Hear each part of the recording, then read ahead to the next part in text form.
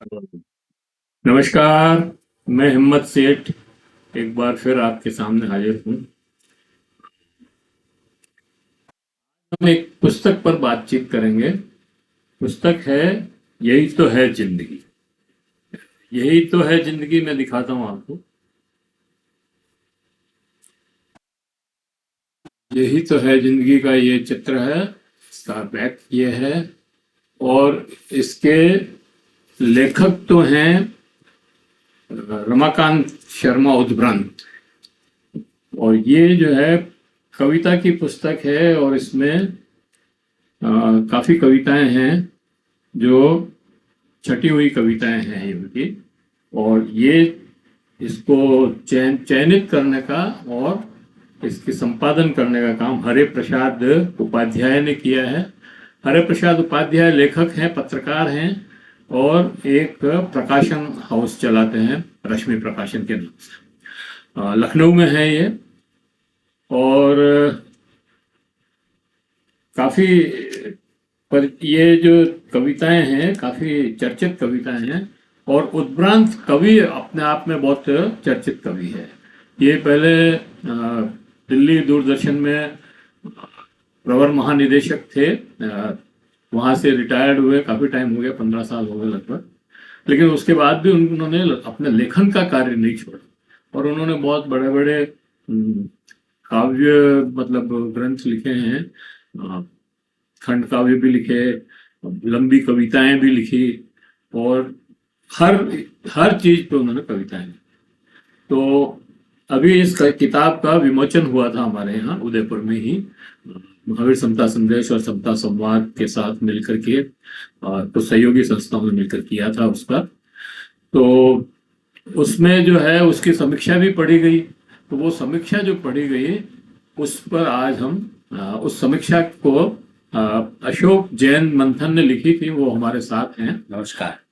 अशोक जैन मंथन जो है मानव मंथन के संस्थापक हैं, और युगधारा के पूर्व अध्यक्ष हैं, साहित्यकार हैं, खुद भी कवि हैं, बहुत अच्छे लेखक हैं, खूब अच्छे विचारक हैं, चिंतक हैं।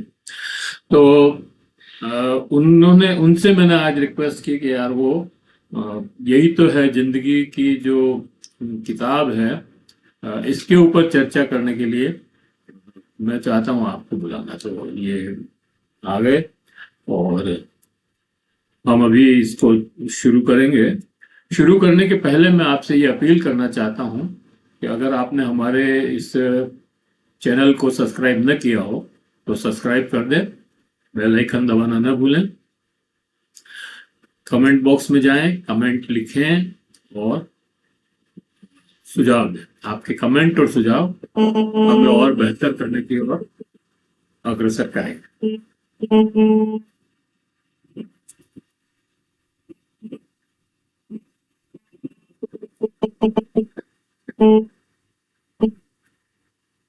क्या हुआ है इसमें? तो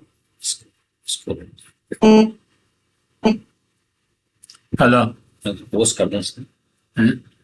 इसको पोस्ट कर दें। नहीं नहीं, ठीक है, चलो चल रहा। तो इस छोटी सी भूमिका के बाद में अशोक जी को देता हूँ। अशोक जी, आपका बहुत बहुत आभार। आपने अरे आपने हमारे निवेदन पर हमारे स्टूडियो में आए, और यही तो है जिंदगी बुक किताब पर जो है बात करने के लिए तैयार हुए। उसके लिए आपका बहुत बहुत आभार। तो मैं अब आपसे निवेदन करता हूँ कि आप अपना ये इस किताब के ऊपर चर्चा करें। धन्यवाद हिम्मत सेठ साहब। यही तो है जिंदगी, रमाकांत जी शर्मा उद्भ्रांत द्वारा रचित कविताओं का एक संकलन, जो कि हरे भाव उपाध्याय जी ने बहुत बेहतर तरीके से किया है। उनकी वो रचना है जो कि दार्शनिक और यथार्थ का एक सम्मिश्रण है, उसको इस पुस्तक में लिया है। मैं आज उस पुस्तक पर बात करूंगा। इस पुस्तक को जब मैंने पढ़ना प्रारंभ किया तो लगा कि चंद कविताएं पढ़कर उसके ऊपर अपनी बात कह दूंगा, पर पढ़ता गया तो निरंतर पढ़ता ही गया और लगातार 1.5-2 दिन के अंदर सारी कविताएं पढ़ डाली और बहुत ही अच्छी कविताएं लगी, चिंतन परक। वो मैं आपके सामने उसकी बात करूंगा। तो यही तो है जिंदगी, दर्शन में यथार्थ का बेहतर मिश्रण। प्रस्तुत है इसका एक समीक्षात्मक अवलोकन। यही तो है जिंदगी, रमाकांत शर्मा उद्भ्रांत जी की कई सारी कविताओं में से 87 कविताओं का चयन कर उसे संपादित कर पुस्तक का रूप दिया हरे प्रकाश उपाध्याय जी ने और प्रकाशित किया रश्मि प्रकाशन लखनऊ ने। उद्भ्रांत जी का जन्म 4 सितंबर 1948 को नवलगढ़ राजस्थान में हुआ। आप प्रवर महानिदेशक दूरदर्शन दिल्ली के पद से सेवानिवृत्त हुए। आपका सृजन सन 1959 से अब तक निरंतर चल रहा है। सबसे बड़ी बात यह कि अभी तक भी आपका सृजन सतत चलता ही रहता है और आप साहित्य के ऊपर, भाषा के ऊपर बात करने को आज भी तत्पर हैं। और बहुत जब इनके साथ मुलाकात होती है तो बहुत आनंददायक मुलाकात रही इनके साथ। आपको कई राष्ट्रीय पुरस्कार एवं सम्मान प्राप्त हुए, जिनमें प्रमुख है निराला पुरस्कार, प्रसाद पुरस्कार, सुमन पुरस्कार, साहित्यिक कृति सम्मान, भवानी प्रसाद मिश्र सम्मान, प्रियदर्शनी सम्मान, रविन्द्रनाथ टैगोर सम्मान। आपकी रचनाओं का अंग्रेजी सहित दर्जनों भाषाओं में अनुवाद हुआ है और वह इंटर से लेकर एमए तक विभिन्न बोर्डों और विश्वविद्यालयों के पाठ्यक्रमों में सम्मिलित है, बच्चों को पढ़ाई जाती है। यही तो है जिंदगी काव्य संकलन की भूमिका लिखते हुए हरे प्रकाश उपाध्याय जी प्रारंभ में स्पष्ट कर देते हैं कि उद्भ्रांत की प्रतिनिधि कविताओं का चयन नहीं, इस उनकी प्रतिनिधि व चर्चित कविताओं के कई संकलन व काव्य संचयन तो अभी तक इससे भी पहले प्रकाशित हो चुके हैं। वे लिखते हैं कि उद्भ्रांत की काव्य संपदा इतनी विराट है कि उसकी प्रतिनिधि कविताओं को छांट पाना बड़ा ही श्रम साध्य और दुष्कर कार्य है। उद्भ्रांत ने तमाम प्रतिनिधि प्रविधियों में अपना हाथ आजमाया है। उद्भ्रांत जी ने तमाम प्रविधियों में अपना हाथ आजमाया है, जिसमें महाकाव्य, खंड काव्य, प्रबंध काव्य, गीत, गजल काव्य, नाटक, मुक्त छंद की समकालीन कविता है। शिल्प के स्तर पर, विषय व वैचारिक मति गति के स्तर पर भी उनके यहाँ इतनी विविधता है कि उनमें किसे उनका प्रतिनिधि स्वर समझा जाए और किसे नहीं, ये एक बड़ी समस्या है। सृष्टि के प्रारंभ से लेकर विज्ञान की नवीनतम खोजों तक के विषय व विचार उनके काव्य सरोकार के हिस्से हैं। आगे हरिप्रसाद जी लिखते हैं कि उद्भ्रांत आपातमस्त कवि हैं। कविता से जुड़ा उनका पैशन अद्भुत और लगभग अभूतपूर्व भी है। इसके अलावा उद्भ्रांत जी ने गद्य की सभी विधाओं में बहुत कुछ लिखा है। इनकी चिट्ठियों तक की संपादित कर 3 विशाल किताबें छप गई है। 2 किताबें फेसबुक डायरी के भी हैं। दर्जन बाल साहित्य पुस्तकें, उपन्यास आदि हैं। नामवर जी ने उन्हें प्रतिभा का विस्फोट कहा है। हरिप्रसाद जी सही लिखते हैं कि इस चयन को उद्भ्रांत के काव्य जगत के मूल्यांकन के लिए नहीं, अपितु कवि के निज को बेहतर समझने के लिए तैयार किया गया। भूमिका की हर पंक्ति अपने आप में विशिष्ट है, कवि उद्भ्रांत की तरह। इस पुस्तक की कविताओं को पढ़कर ऐसा लगता है जैसे कवि हर पल कविता को जीता है और जीता ही चला जाता है निरंतरता के साथ। मैंने यही तो है जिंदगी की कविताएं पढ़ना प्रारंभ किया तो रुक नहीं पाया, पढ़ता ही चला गया। अधिकांशतः वे अपनी यात्रा वृत्तांत कविता में बड़ी गहराई व दर्शन के साथ प्रस्तुत करते हैं। पहली कविता इन दिनों में सोने के बाद स्वप्न के जुगनू के माध्यम से रोशनी के सफर की बात करते हैं। अपराधी कविता में वे काल को अनंत कहते हैं व जीवन को सीमित। महापुरुषों की तुलना में वे कला से जुड़े व्यक्तियों की ज़्यादा जिम्मेदारी मानते हैं समाज के दृष्टिकोण से। वे कहते हैं कि मनुष्य को ही कुदरत से वो नियामत मिली जो अन्य प्राणियों को नहीं, और यदि कला के क्षेत्र का व्यक्ति अपने दायित्वों का सही तौर पर निर्वाह नहीं करता है तो वह अपराधी है। कविता का अंश है कि दंड तो भुगतना ही होगा मुझे, दंड तो भुगतना ही होगा मुझे, जीवन को पूर्ण करने के बाद प्रकृति का दंडाधिपति जब मुझसे पूछेगा क्यों तुमने जीवन के हर पल का नहीं रचनात्मक उपयोग किया। इन दिनों स्वप्न में पिता, प्रेम के विभिन्न रंग, फिर माँ का होना ना होना, में कहते हैं कि माँ इस सृष्टि का सबसे सार्थक शब्द, उसका होना प्रकृति की सबसे सार्थक घटना। माँ का न होना अंधेरे का अंतहीन साम्राज्य। प्रेम के विविध रंग प्रेम के रूप को दर्शाती है। नवलगढ़ एक माता भूमि पृथ्विया में प्यास के बेताल को ही पानी समझ लाद अपने कंधे पर हटी विक्रमार्क बन उसने किए विजित। कितने ही समरांगण जीवन के अबूझ और विचित्र का उत्तर देते हुए प्यास उसे जीवन का पुरस्कार देती रही लगातार। वहाँ की प्रकृति का किस तरह वर्णन कविता में, फिर नवलगढ़ 2 स्मृति, फिर 3 अमिट हस्ताक्षर, जिसमें वो नई स्मृति पीछा करते हुए लौटती है पुरातन आदिम संस्कृति की ओर। अंत में आंधी में, तूफान में और हत्यारे मनुष्य के बीच निर्विकार रह लड़ते हुए, करते हुए भयानक संघर्ष, ले संकल्प उसे मार्ग नवल खोजना होगा अपना और निर्मित करना होगा पृथ्वी पर मिट्टी और पानी के अनुपातिक मिश्रण से बना हुआ एक सुदृढ़ अलबेला अपना ही नवलगढ़। ऐसे ही नवलगढ़ 4 मिट्टी का संगीत। फिर आती दादाजी की कविता में अपनी दादी के भाई की किस्सा गोई की खासियत को शानदार ढंग से बताते हैं। कानपुर कविता में श्रमिकों की हाड़ तोड़ मेहनत पर बहुत अच्छा लिखा और यहीं उनकी अपनी संवेदनाओं को अपने भीतर रचनात्मक ब्रह्मा के अविनाशी अक्षर बीज को नए कवि शिशु के रूप में हिंदी काव्य के महान प्रांगण में 10 सर्वथा नवीन किलकारी भरते हुए देखा और साथ में देखी एक बदली हुई दुनिया। फिर 40 सपने ही पेपरवेट। फिर पतंग कविता में पतंग के विभिन्न पहलुओं पर बात करते अचानक चले आते हैं भारत पाकिस्तान पर। लिखते हैं, इन दिनों में देखता हूँ भारत और पाकिस्तान अपनी अपनी पतंग उड़ाते हैं। दोनों की ही कोशिश होती है यह दूसरों की राजनीति की पतंग कट जाए, मिल जाए उन्हें आसमान कश्मीर का समूचा ही। वो कि इस समय सबसे ऊंची उड़ान जो है वो जो उड़ रही पतंग वो अमेरिका की। काली रात का मुसाफिर पूरी कविता बहुत शानदार है, एक दूसरे से पूरी गुंथी हुई। अयोध्या 2 पत्नी के साथ गए थे। वहाँ लिखते हैं कि पत्नी की वर्षों की इच्छा पूर्ति के लिए अयोध्या की धरती पर। इस कविता में राम की सोच, उनके वनवास का अपना उद्देश्य और कविता के अंत में गांधी पर लिखा है, कौन जाने आने वाला वक्त में गांधी को भी ईश्वरीय दर्जा दें हम। गाते थे जो नरसी मेहता का भजन, वैष्णव जन तो मैंने कहिए ये पीर पराई जाने रे। और अपने हत्यारे की गोली खाते हुए जिनके मुख से राम नाम ही निकला। अयोध्या 7 राम जन्मभूमि कविता में कई सवाल खड़े किए हैं। राम जी को किस सुरक्षा की आवश्यकता आन पड़ी, उनको किनका भय जो उस परिसर में भारी मिलिट्री छावनी बना दी। सांप्रदायिक सौहार्द पर लिखते हैं, अयोध्या में मैंने नहीं देखा दोनों संप्रदाय में वैमनस्य प्रीति देखी सच्ची। एक चाय वाले की आंखों ने सिर्फ 12 वर्ष पूर्व ही देखा था मोहब्बत की इबादत गाह को ढहते चंद सिरफिरों द्वारा, किंतु उनकी जहरीली कोशिशें नहीं चढ़ सकी परवान। वहाँ पर उनकी पत्नी के हाथों मारुति भक्त द्वारा प्रसाद को झपट्टा मारकर छीन ले जाने व भक्त पत्नी की प्रतिक्रिया को शानदार तरीके से दर्शाया। आगे है, राम अगर कंकड़ में बसे हैं तो क्यों नहीं होंगे उस मस्जिद में जिसे कहा बाबरी मस्जिद गया। आगे सांप्रदायिक सौहार्द पर बढ़िया लिखते हुए कविता का समापन किया। फिर कॉकरोच कविता में इंसान की इंसानियत को ताक पर रखा और दिखाया कि कॉकरोच की हत्या पर मनुष्य जाति के अहंकार पर एक दर्शन पूरा ही लिख डाला संक्षिप्त में।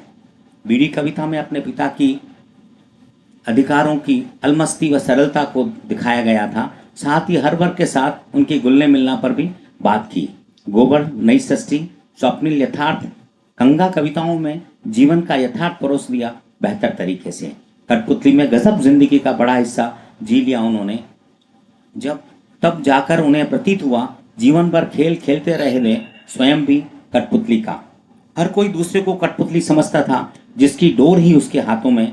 दिल कविता में राजधानी दिल्ली की बस का सफर, रुपए का अवमूल्यन व व्यंग सामाजिक संस्थाओं पर सहजता के साथ। पुस्तकालय, किराए का मकान, जिम्मी अपने स्वान पर लिखी कविता को इंसानियत के साथ निराले अंदाज में जोड़कर लिखा।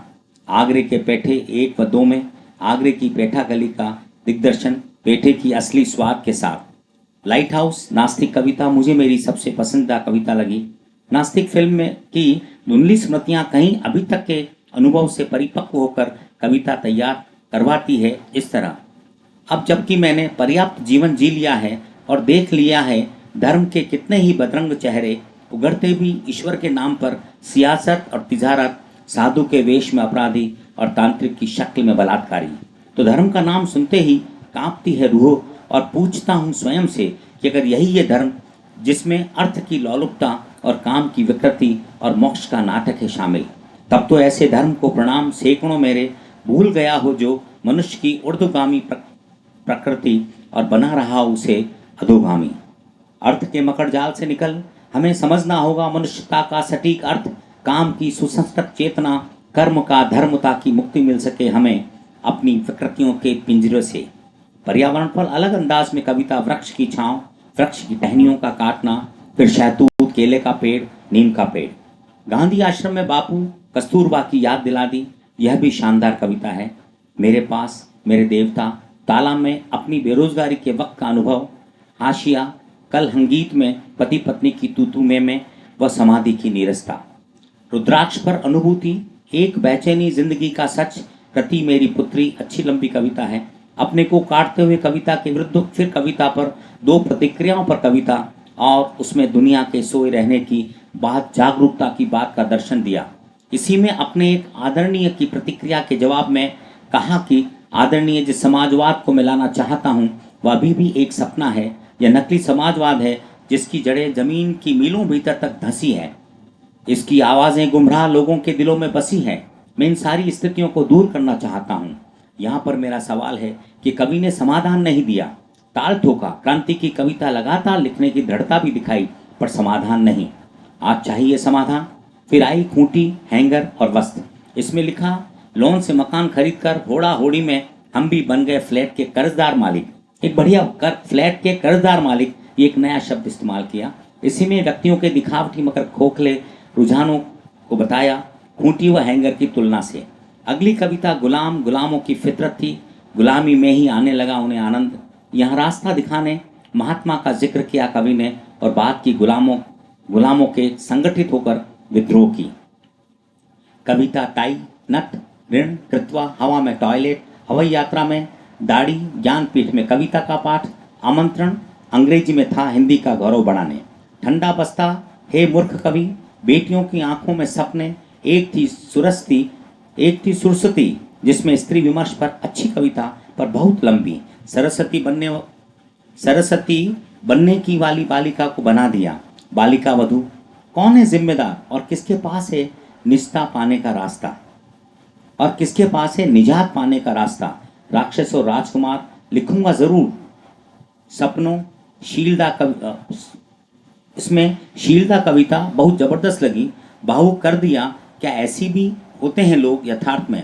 कवि ने एक जुझारू, जज्बाती, कर्मठ, जागरूक व्यक्ति के जीवन की झलकियों का सार संक्षिप्त लिख दिया।